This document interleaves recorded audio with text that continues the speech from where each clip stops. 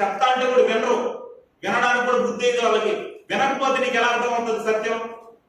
అన్ని వినాలి, అన్ని విన్నప్పుడు దాంట్లో ఏది సత్యం నీకు అర్థం అవుతుంది. నేను విన్నండి, నాకు అవసరం లేదండి అనే చోరు మూసుకుంటే నీకు సత్యం ఎలా అర్థం అవుతుంది?